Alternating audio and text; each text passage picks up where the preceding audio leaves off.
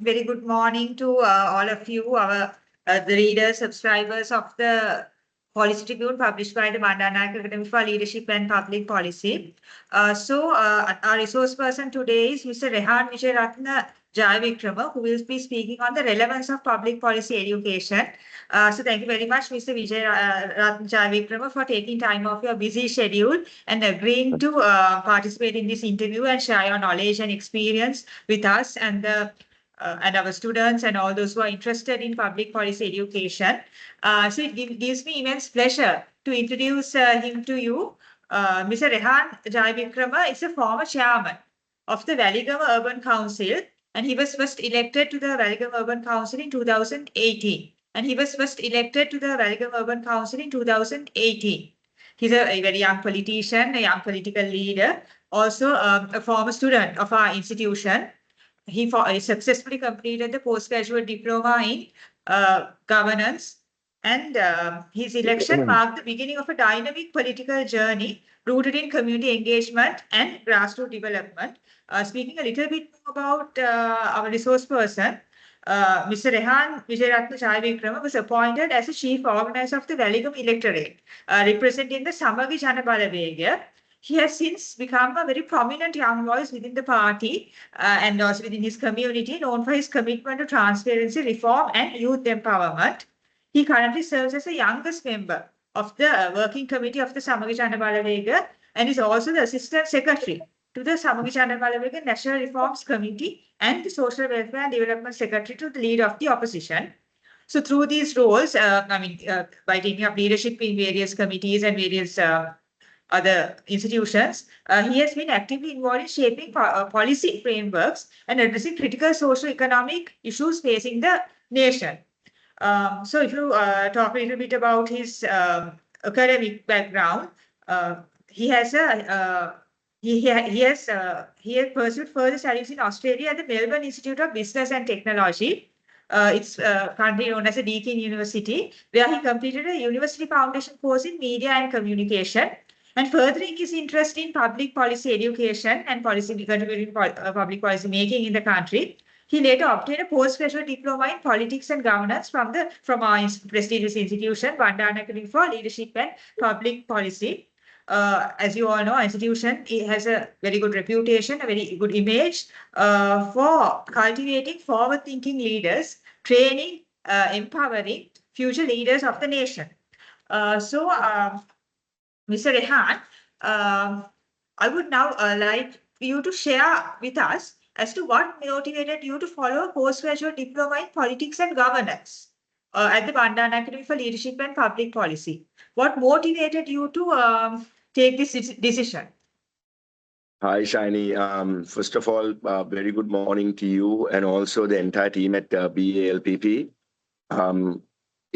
Even though we have a local government election coming on, I think it's very important to note the special place that BALPP has in my heart, because it gave me an opportunity to pursue my higher education, even though I'm not technically that young anymore.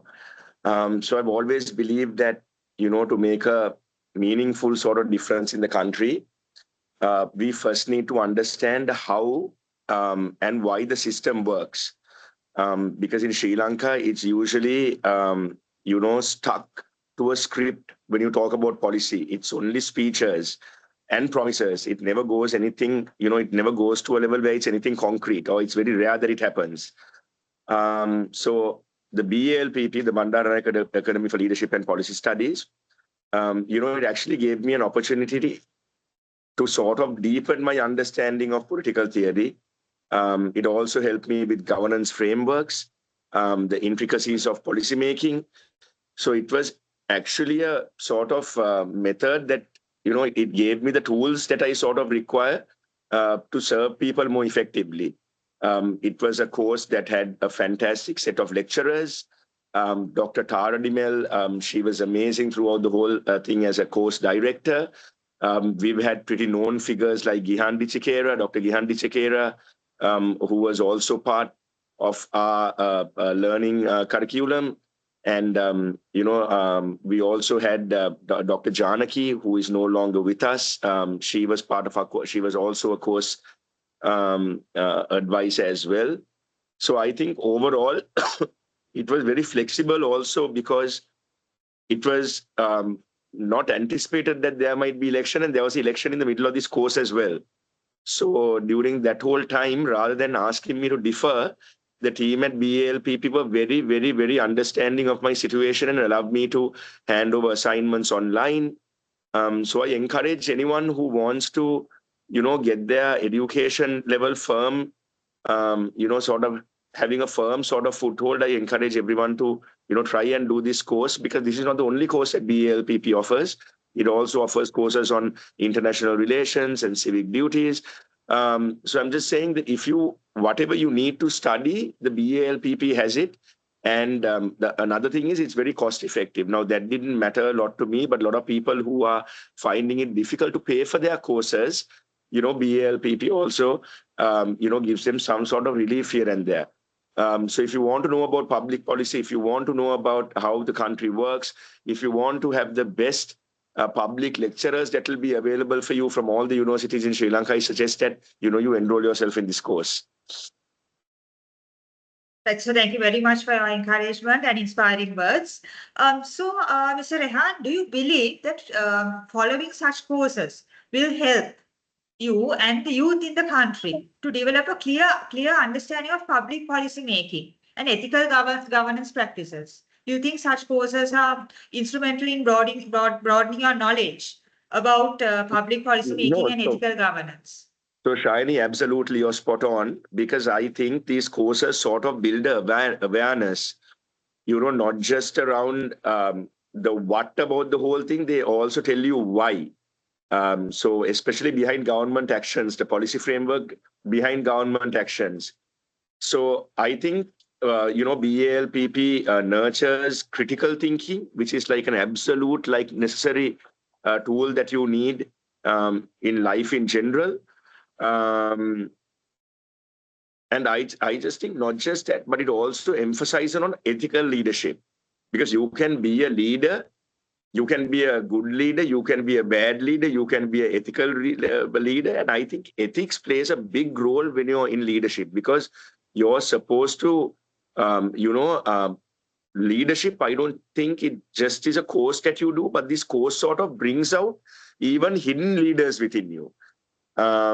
So, if you want to engage the youth of this country, because the youth now value transparency, they value accountability, they value long-term thinking. So if you value these aspects about the youth, and if you want to engage the youth in this space, the best thing to do is to start a course where the youth will actually believe that there will be a difference made. So like I said, it's very important that we maintain this so that, we maintain a sense of transparency, accountability, and also long-term thinking. Right. Thank you so much. So in your opinion, why is it important for a country to maintain proper policy planning mechanisms? Without a sound policy planning mechanism, I think decisions become reactive instead of proactive is number one. And also, good governments, and I'm talking about good governments. I'm not saying that our government is bad, but what I'm saying is if you look at a benchmark of good governments, and when you look at all these things, especially in good governance, good governance demands you anticipate challenges, number one. I think you need to assess data, be able to assess data. You also need to plan, holistically in the sense, it has to be something that makes sense. It means something natural, something normal, and it also ensures a sort of consistency across governments. And it helps build trust in the public institutions, especially when you see people, deliver policies that are actually used in real life. Now, Shiny, I'll give you a little bit of examples in this, right? If you look at the tariffs that the United States government placed on us, the 44% tariffs that they placed. Now, lots of people say that this government, there is nothing there's nothing that could have been done about it, because 3 or 4 months is not enough to start trade negotiations. Now, I agree with that, but there are countries like Australia, for example, that only got slapped with a 10% tariff. Now, one may wonder, why is it that Australia got 10% and we got 44%? The reason being, Right. the countries like Australia and the UK, they have been preparing for this since President Donald Trump's re-election, because this has been a campaign promise of his, not just that came after he won. Ever since he was a primary candidate for the Republicans, he has been constantly talking about these tariffs. Now, one may wonder again, okay, so how could we have prevented this? It is not about prevention. It is also about a little bit of cure. We could have made it seem like, because at the end of the day, we are stamping about 80 to 85% on tariffs on them. So what we could have done was, we could have made a policy with regard to the archaic tax systems that we have, the cess system that we have, the PAL system that we have, the very outdated VAT system that we have. Now, all this shiny, it comes in one whole group bunch, which is known as policy. If we had a sound trade policy, we could have definitely avoided the taxes, the tariff, the high tariffs that we got. We could have agreed with them. Now, one more little example that I want to bring in is our health policy. Why is it that Sri Lanka has a really weak health policy? Or why does it have a very weak health system? It's because we have failed in our health policy. Even our education is like that. We may have free education. We may have independent education. In Sinhala, you say Nidahas Adhyapana. But what is the point when the citizens of this country don't know? If you ask them, in Sinhala, if you go and ask them, then me ඕගොල්ලගේ ළමයි university එකට ගියත් ඕගොල්ලගේ ළමයි කොහොමද මේකට වියදම් කරන්නේ? You know, people don't have a knowledge. People know that the government give this to them free, but they have no idea why it's free. So that's why it's really important that we have good public policy, and that's why I used those two examples. So moving on to the next question, Mr. Rehan. So in your opinion, what does public policy education play in promoting civic engagement and informed decision-making in society? Because as you all know, we deal with our communities, we work with different types of people. So engaging actively with the community is very important for a country or for a community to move forward. So in your opinion, what type of a role does public policy education play in promoting and strengthening civic engagement and informed decision-making in society? How does it contribute to this valuable cause? Shiny, like I mentioned before, studying public policy is absolutely essential when you try to demystify the decision-making process. It's a very essential thing that you must do, especially if you're studying public policy, because it sort of helps us understand, number one, how laws are crafted. Laws just don't come from the sky, no. Laws are also a direct result of good public policy or bad public policy. Okay, whether you get good laws or whether you get bad laws also depends on the one core thing, which is public policy. So, when I say it sort of helps to know what the laws are, it also, for example, gives you an idea after a budget, for example, that a country presents, how that budget is allocated through policy. How are all these set in priorities? If anyone is interested in reform, change, or development, always remember that this knowledge, that public policy is actually power. It is actually, you can call it power, because it's the bridge, sort of, if you can, get a bridge in your head, think that on one side is intention.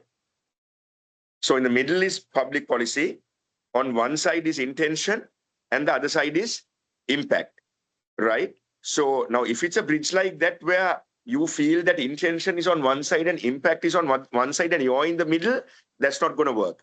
So public policy has to be placed in this bridge right in the middle, and impact and intention should be something that you find on the way. So public policy shouldn't be in the middle where you have to decide whether you're going to intention or impact.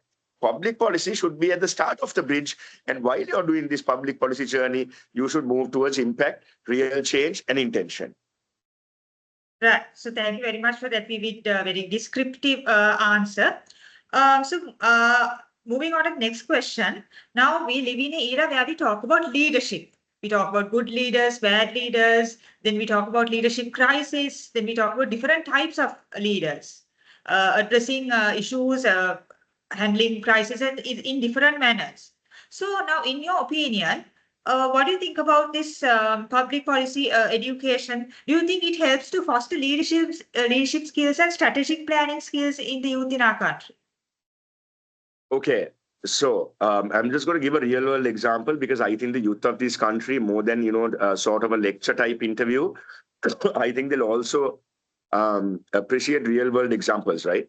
I remember when I was part of a Sri Lankan delegation to India, where I traveled to most of the states in India. We traveled to Gujarat, we traveled to Karnataka. We went to a few states. It was sponsored by the Indian government. I was accompanied by Member of Parliament Jeevan Tondaman and Member of Parliament Kavinda Jayawardena. We represented the country.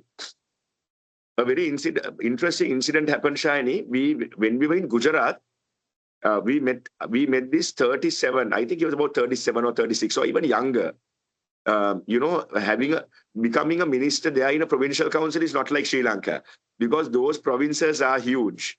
When you look at Tamil Nadu, when you look at Gujarat, when you look at Karnataka, when you look at all these states, they are massive states. So it's not like being a provincial council minister here. So the provincial council minister that we met in India was this a minister who was in charge of about 5 ministries: sports, industries, agriculture. Now, Gujarat is known for a very robust agriculture system. Okay, a very, very, very robust agriculture system, and also a very robust way in collecting taxes. They have a very simplified way in which you collect taxes in some of those states. So we had a meeting with this young minister, a very impressive guy. And also, that Gujarat was also President Modi's former stronghold. So he obviously picked a very strong man for Gujarat when he picked this minister. So I asked this minister a question about agriculture. Now, Shiny, you have dealt with Sri Lankan politics, and I don't want you to get political here, but you know that when you ask a Sri Lankan politician something, whether it's something they don't know or don't know, they will talk about hidden things, unknown things. They'll talk about everything pretending that they know. So when I asked this minister agricultural question, do you know the answer he gave me, Shiny? He said, Mr. Jayawickreme, I am a politician. I have no big school experience, but the people like me. The people thought that I was a great leader. So I'm giving them leadership. But the question that you asked me was about agriculture. And for agriculture, we have appointed our own set of professionals, the best in Gujarat. Doesn't matter whether they are, what party they are, whether they are BJP, whether they are Congress. It doesn't matter where they are. They have been given responsibilities to uplift the agricultural standards in my state. I can't answer this question, but if you can give me 2 hours, I will get my agriculture secretary to send you a detailed explanation about your question. Now, why I said this, Shiny, is that if you want to be a good leader, if you want to be a leader that will be with the people, always remember that leaders are human and leaders don't have to know everything. But what is important is that you surround yourself with people that know, so that if there's a problem about agriculture, you can ask your agriculture expert. If there's a problem if you have a problem about health policy, you can speak to your health policy people. You can be the politician. You can get the votes. But always remember that public policy is about surrounding yourself with good and effective leaders. So I used that example to you, Shiny, to show you that public policy is important, but so is leadership that believes in entrusting responsibility to various other groups who will give you the knowledge that you need. So I think that's really, really, really important. So, Mr. Rehan, now, you also have studied public policy, also showing a lot of interest and enthusiasm in this discipline called public policy education. So, if you look at the Sri Lankan context, have you noticed that students face any barriers when gaining access to public policy education? Are there any barriers that students face when gaining access to public policy education in Sri Lanka? If so, what are those barriers? I think knowledge is key when it comes to these things. So usually sometimes it's not only about barriers, but it's also about the amount of knowledge that they have that these courses exist. Now, I think BALPP plays an amazing role in that because, I wouldn't have known that BALPP was doing a course on public leadership or governance and public leadership or public policy, unless it was in front of my eyes. So I saw it online, I saw it on Twitter, and that's why I joined. So I think at its core, public policy education should, aim to build not only normal leaders, but empathetic leaders, informed leaders, ethical leaders. I have mentioned this ethics thing a few times now, because, it promotes systems thinking, encourages collaborative problem-solving things, problem-solving skills, helps learners understand the socioeconomic, the cultural and historical context that shapes policy outcomes.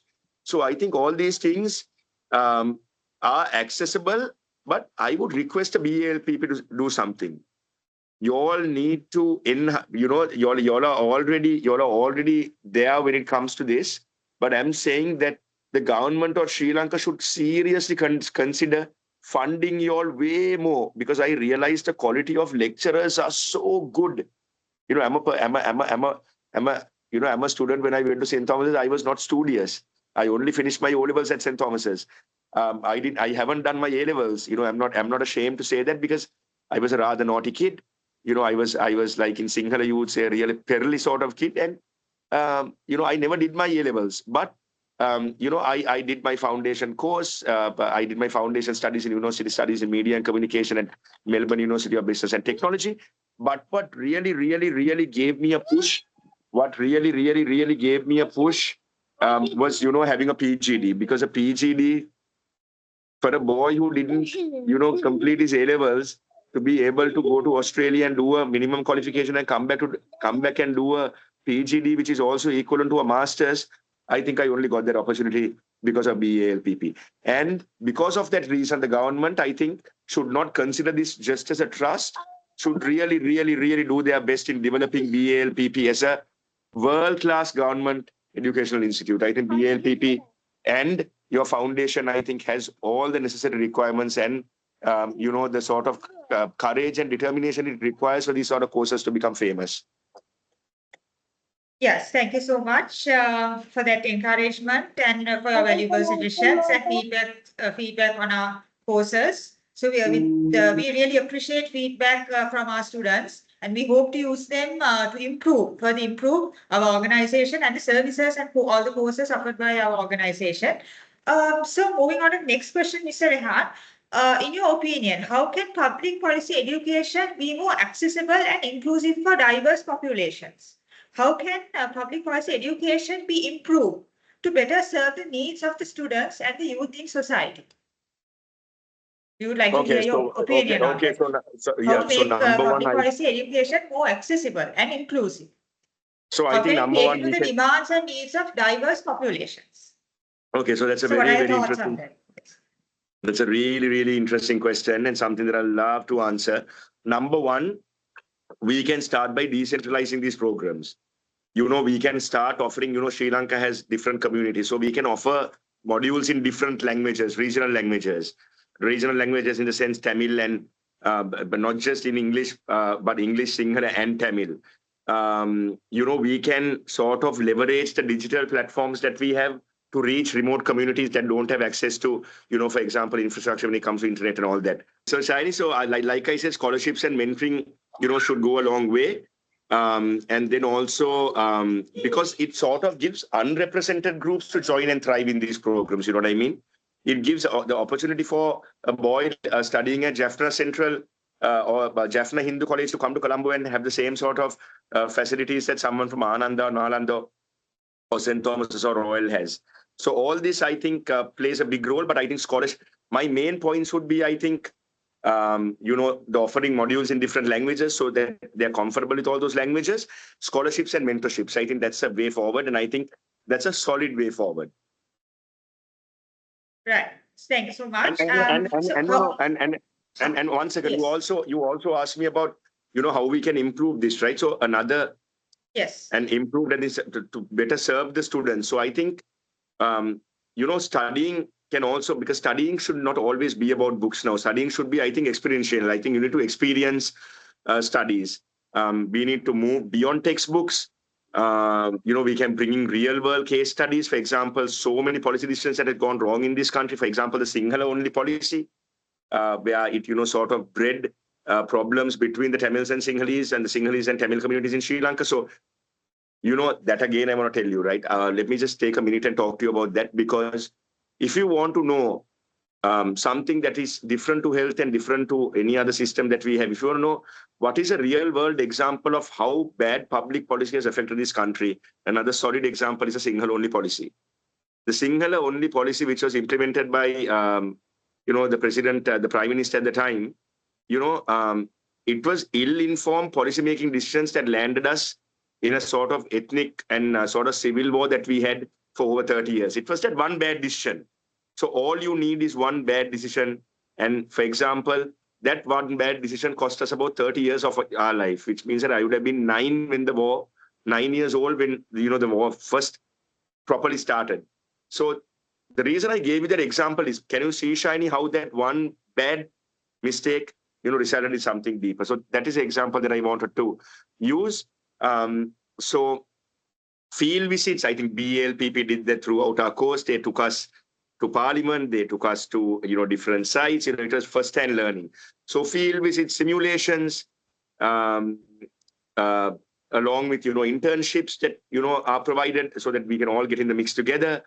We should let students engage with local government bodies, community leaders, and NGOs. So I think once you do all that, and once we, get involved with the local government bodies, the community leaders, and the NGOs, then you have a sort of rough understanding on how these public policies should be implemented. So that's how you do it in real time. That's how you sort of build. So it has to be, like I said, a mix of everything, but it also has to be real world sort of experiences where you engage with, like I said, government bodies, community leaders, and NGOs. Right. So how can you encourage more students to follow courses on public policy?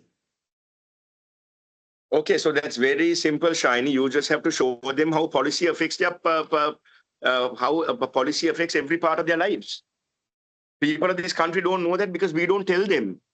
Politicians don't talk about public policy. Politicians only talk about public policy when it serves their rhetoric. But we have to show them how it affects every part of their life. For example, we have to show a person who goes to buy a toothpaste, who buys toothpaste or toothbrush from the shop, a very basic thing. We need to show them how having a good public policy is what affects all these decisions. Why, or how we can offer a toothbrush at a lower price than what they're offering in another country. Or we have to, okay, now everyone talks about rice, right? Everyone talks about a shortage of rice. Sri Lanka has so many paddy fields that we still talk about rice. That's because we never talk to people about the price of rice that it takes to, for example, put it in a truck and send it from Anuradhapura or Dambalur to Colombo. People don't know that these are why the rice prices fluctuate, that there's a transport cost that's included in this. And we also need, relatable role models in youth-friendly platforms, that encourage these concepts. Sometimes, Shiny, when someone goes on Facebook and sees a politician speaking, they'll quickly swipe. But if they see, for example, Vasti, or some famous influencer, when they see them talking, they will pause and watch. So you need to get these influencers. The government needs to get these influencers involved to spread the message. Because sometimes it's nicer when influencers, social media influencers spread the message. I don't see that happening. I'll give you a good example. Wild Cookbook. 10 million YouTube subscribers. Sri Lanka's only 10 million YouTube subscriber. The person who has the most amount of subscriber. Very recently, he said in a TV interview that the Sri Lankan Tourism Board has not even approached him once. Now, can you see? We have gold right next to us. We don't need to go to the jewelry shop to buy the gold. We have the gold right in front of us. We have that resource right in front of us. But we are not using that resource. Okay, but how many times can we use them if we want?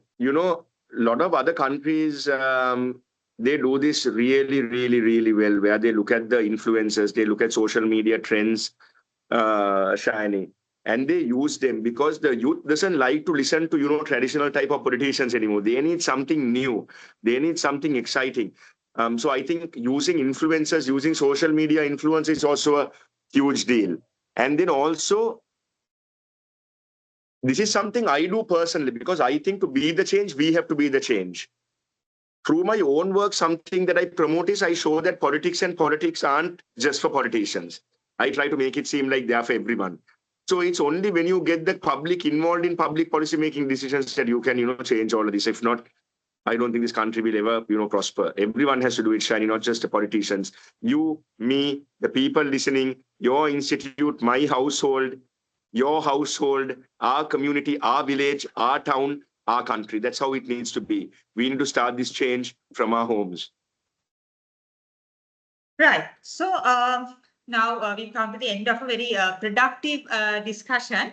So my last question to you, Mr. Rehan, what is your long-term vision for empowering the youth of this country and get them to contribute to efficient policy formulation and implementation mechanisms? Shiny, my dream, I started politics with a dream. I got that idea from my former boss, someone who I miss very dearly, former Minister Mangala Samarveera. He's the one who got me into politics. He's the one who encouraged me to start politics at a very low level, even though both my granduncles were ministers, very famous ministers, people who were not involved in any sort of corruption. General Rehan Wijeratne, who was a former defense minister, was my granduncle. Major Weligama Jayawickreme was also my granduncle. But Mangala, he told me this very interesting thing, Shiny. He said, don't try to do politics and end up where your granduncles finished their politics. He said, start at the bottom. He said, I will help you. Start at the Urban Council. When I first contested for the Urban Council, Shiny, I had no idea I would be the mayor. I contested without the hope of becoming a mayor. So I started off at a lower level. Why? Because that is how a politician initiates good public policy. You need to know how much is a loaf of bread. You need to know in a village poller or a village fair how much your delgedia will be, or how much your mukunvenna will be, or how much your gotukola will be. A lot of our youth in this country, Shiny, I'm sad to say, that don't know. They don't know how their mother, goes to work in the morning and how she brings money home. They don't know how tata or father is going and working 3 jobs a day and manages to pay a child's tuition fees. The children of this country, they think that everything has fallen on them. They think everything is free of charge. So mentorship is very important. I had a very good mentor, Mangala, who taught me a lot. And Mangala always said that we have to always be dreamers for our country, Shiny. We should never think that one person can't make change. Change starts from the bottom right to the top. Change doesn't start from the top. Change has to start from the bottom as well. So my dream has always been, to build a future where young people are not just heard. It's not something that we hear about. It's, we need to make them integral parts on how decisions are made or decision-making processes, Shiny. How do we do that? I'll tell you. I spoke about this before, so I'll say everything because this is the last question, I think. That means we have to invest in education, number one. Okay. Number two, we have to invest in mentorship. I told you, like how Mangala was my mentor. We need to have mentors like that, mentor programs where the youth feel that they have their mentorships. And also, we need platforms, Shiny, where the youth can create or help create, co-create policy. For example, have a public policy team, but also have a advisory team of under 35. Why do I say under 35? Because the mind needs to work fast, Shiny, The mind is not something that can stay idle. which is why they say politicians shouldn't do politics after the age of 60 or 65, because your mind slows down, your cognitive abilities slow down, which is why the world is now choosing younger politicians to represent them. They are looking at younger prime ministers. They are looking at younger presidents. It's because the world is getting older in a sense, but the world is also getting younger. Because when older people pass away, or when there are no older people, the only way you salvage that is by having a next younger generation. So I don't see any of that being present. Now I'll give you a good example, Shani.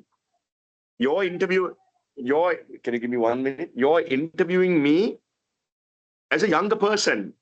So I can relate with you when I'm talking to you. But if you are a 60, 70-year-old person who's talking to me, I won't be able to relate with you. So I used you as an example because this is how it should be. The young should hang out with the young and foster the young and, encourage the young. The older people or the senior citizens of this country should be there as mentors to mentor us, to tell us where they went wrong. Tell us, Puta, this is where our country went wrong. This is where we went wrong. Don't do this in your lifetime. So that's very important as well. Then we have to make, now this is also very, very, very important. I think this is the most important bit of this whole interview. We have to make space for all these individuals in the table, whether it be local council, national parliament, grassroots movements. We have to create positions for people or young people, public policy shapers to come into these levels of politics.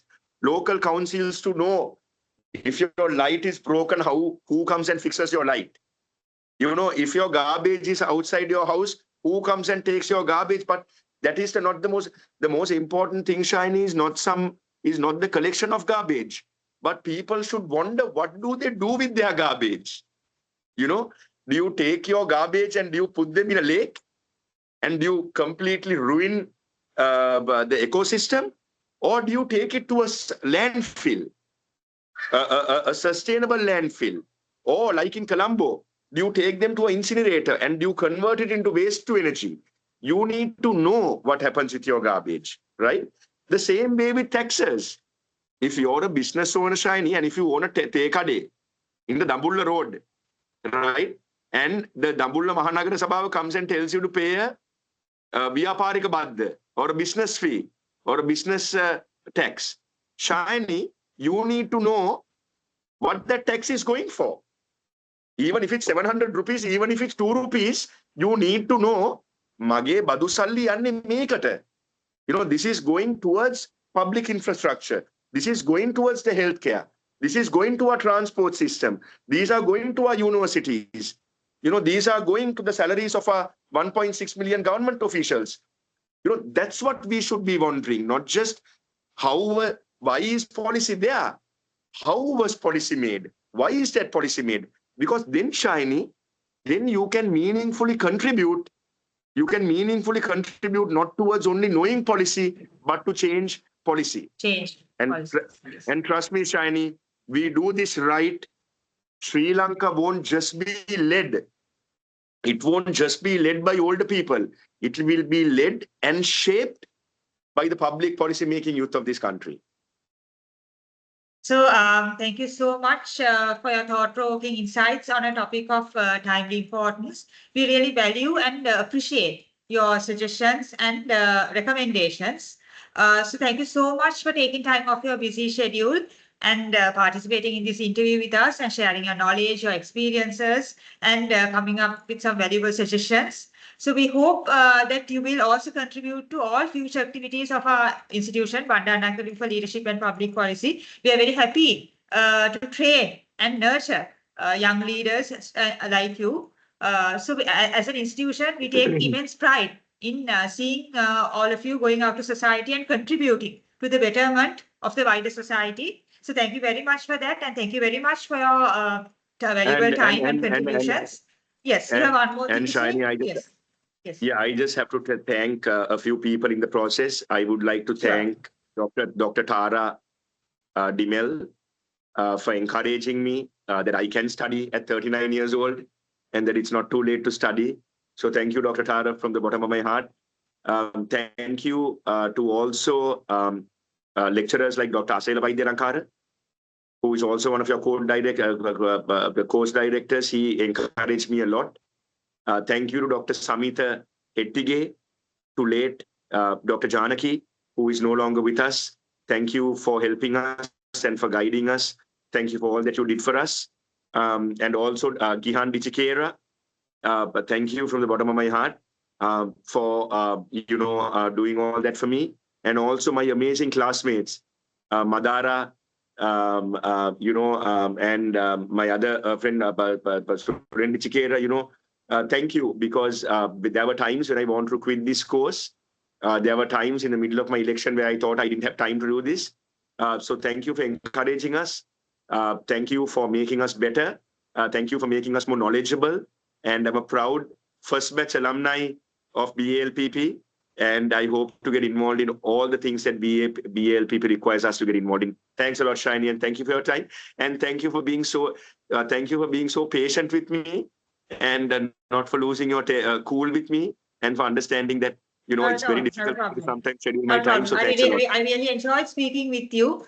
Your interview also helped me to broaden my knowledge on a topic of timely importance. I'm also a lecturer, I'm also a teacher, so I can share this knowledge with my students and with the wider society. So thank you so much for your contributions and agreeing to participate in this interview. Thank you so much for agreeing to disseminate knowledge on a topic of timely importance. We really appreciate it and we value your contributions. So have a pleasant day. Thank you, Shani. Thanks a lot. Take care. Take care, you too.